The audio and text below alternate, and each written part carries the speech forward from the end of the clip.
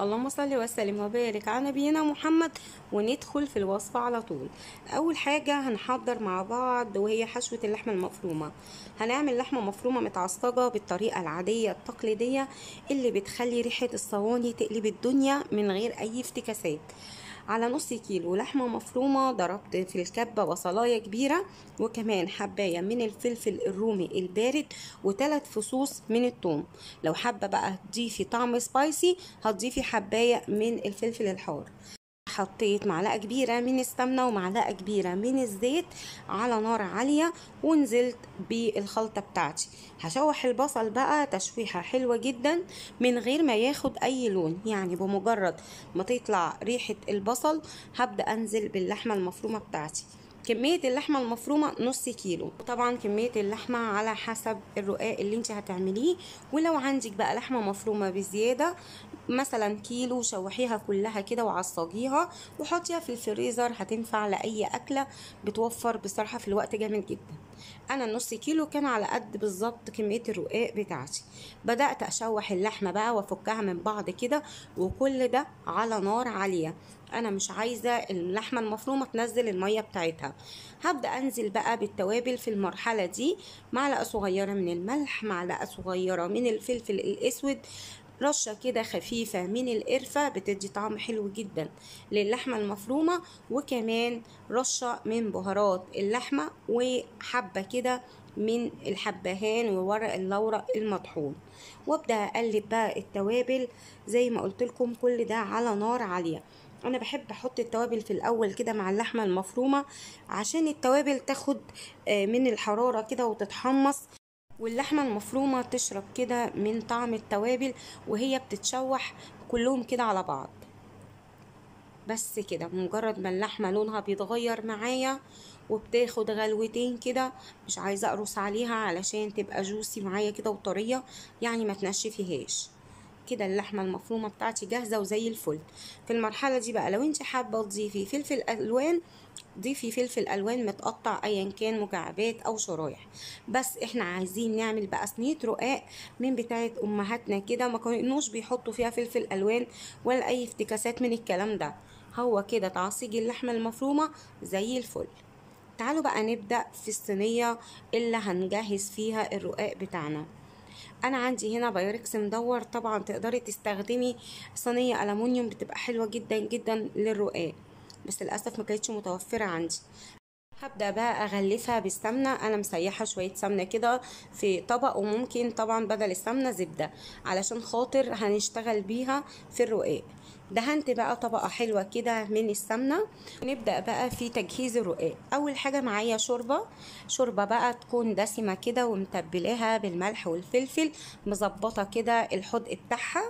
وبعد كده هجيب الرقاق. طبعا الرقاق دلوقتي متوفر في السوق، سعره ما بين 35 و45 جنيه على حسب بقى الأسواق. وهبدأ أسقسق كل رقاقة كده بالشوربة. بس في تكية مهمة جدا علشان خاطر الرقاق بتاعك يطلع مظبوط، الشوربة بتاعتك تبقى دافية، لا سخنة ولا باردة. هي لو سخنة هتلاقي الرقاق بتاعك باش معاكي وعجن وهيتكسر معاكي كده وانتي بترصي، وعلى ما تحطي في الصينية طبقات فوق بعض هيكون اللي تحت باش وبقى عجينة. لكن زي ما قلتلك لما تكون الشوربة دافية تماما، يعني ايديكي تستحملها كده، بحيث لما تحطي الطبقات فوق بعض وتخلصي الصينية هتلاقي كل الطبقات مفيش حاجة عجنت ولا اتكسرت معاكي.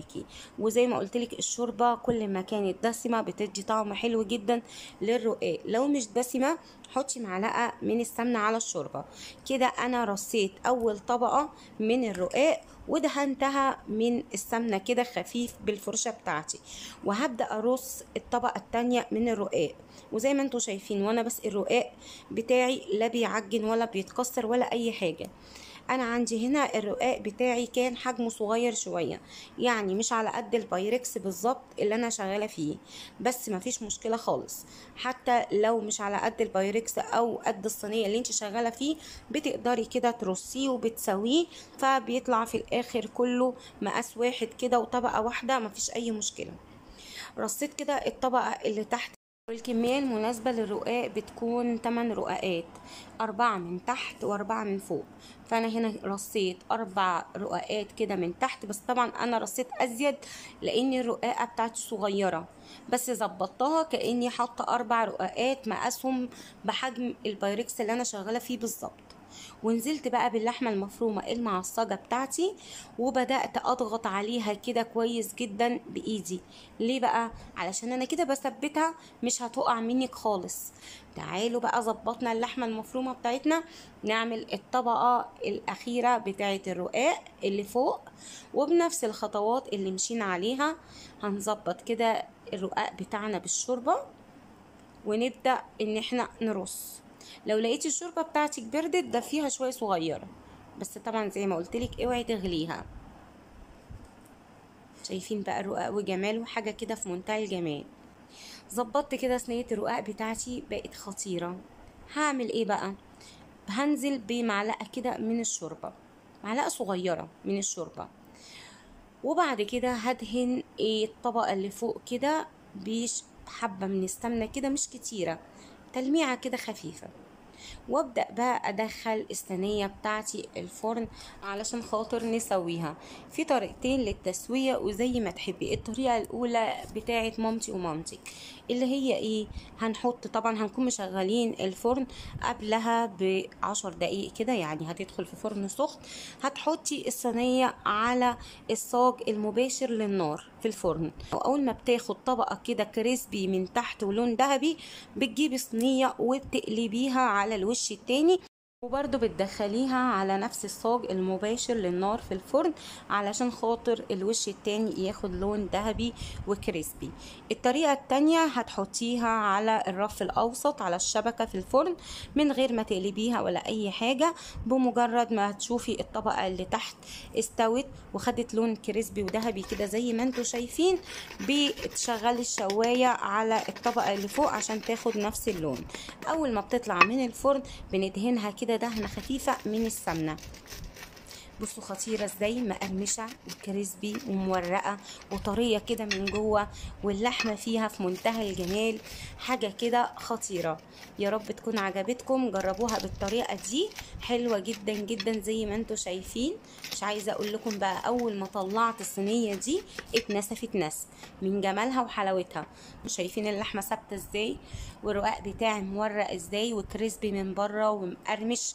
التسوية مظبوطة 100%. جربوها هتعجبكم جدا جدا، واستنوني في وصفات جديدة من مطبخ بنت هاشم. ما تنسوش بقى تعملوا لايكات كتيرة كتيرة كتيرة، لان اللايكات دي هي اللي بتساعد ان الوصفة تتشاف والفيديو يترفع، وانا متأكدة ان انتوا مش هتبخلوا عليا. لايكات كتيرة كتيرة وكومنتات حلوة زيكم.